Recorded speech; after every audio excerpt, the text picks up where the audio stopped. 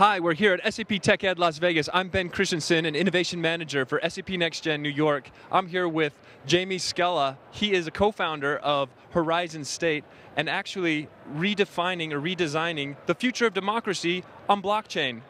Okay. Hello. Can you talk a little bit about what that means?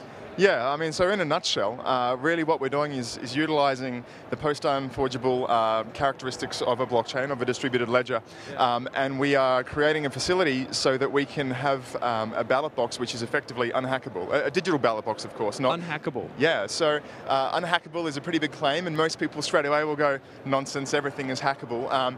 But once you start to understand a little bit about blockchain and what makes Bitcoin possible, you start to appreciate the mechanisms that make that possible, and for the moment it is absolutely unhackable. We may see that change with quantum computing sometime into the future, but for the moment we're able to secure the result and create effectively an outcome, an election outcome that is tamper-proof. So I was about to ask, well, what's the purpose? Why are you doing it? But you just said an election that's tamper-proof. Yeah. This is important for everyone. However many nations there are, but also for government enterprises and institutions, right? That's right. So obviously electoral voting is one of the major applications that we intend to get some penetration with over the coming year or so. We're speaking to some international potential customers, both in terms of national governments as well as state-based governments around the world and in Australia.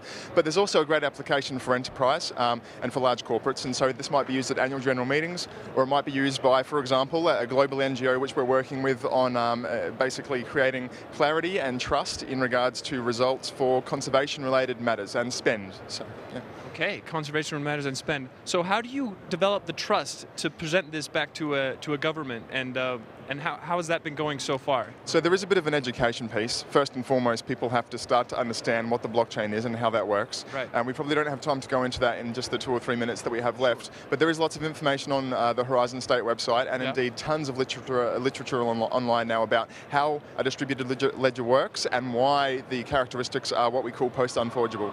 Can you talk a little bit about some of the early successes that you're doing? Of course, you're at the beginning phase of this, which is now possible because of blockchain. Yeah.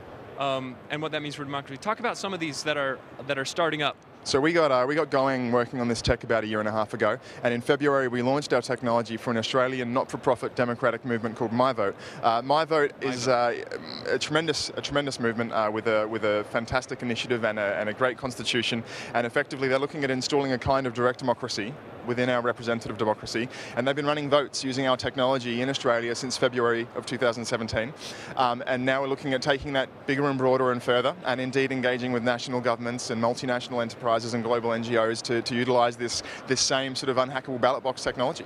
So the future of democracy, you see this actually in a few years, governments adopting this as I will be able to vote in my country with a blockchain-enabled engine that you're providing, like you're doing in Australia with MyVote. That's right. For many others. Look, that's the objective, and it's not going to be an overnight switch. There are going to be demographics which might still need to be facilitated via a postal vote. There are some developing nations where not everybody has convenient access to a new piece of smart technology.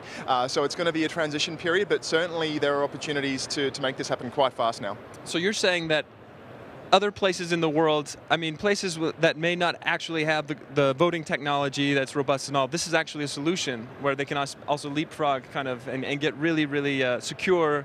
That's right. But also ubiquitous to make sure you have inclusive voting, not just those who have access or enough food and water that day to go vote. Some of the strongest interest we've seen, it has in fact been from developing nations where they are in a position of sort of governmental nimbleness, or they are in a process of rebuilding, or still very much young in their governmental sort of and e-governance life cycle, that they can actually move on this quite fast. Where here in the US and indeed back in Australia, there's a little bit more complacency, because despite some of our issues, generally we've got it pretty good, and so there is less of an impetus to jump on this fast. Yeah.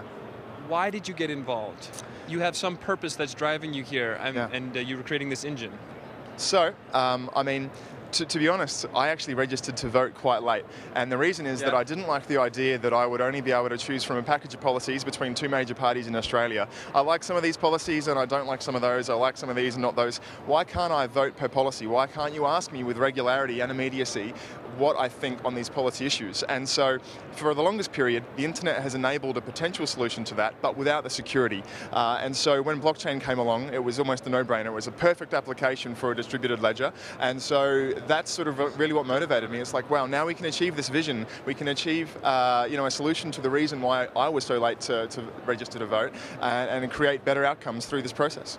So we look forward to getting 8 billion people engaged. Yeah, I round up. I hope so. You and me, 1 and 2. For all of this, but not just for governments, but also for institutions and enterprise. The future of democracy, empowered and enabled by blockchain. Thank you, Jamie. Pleasure.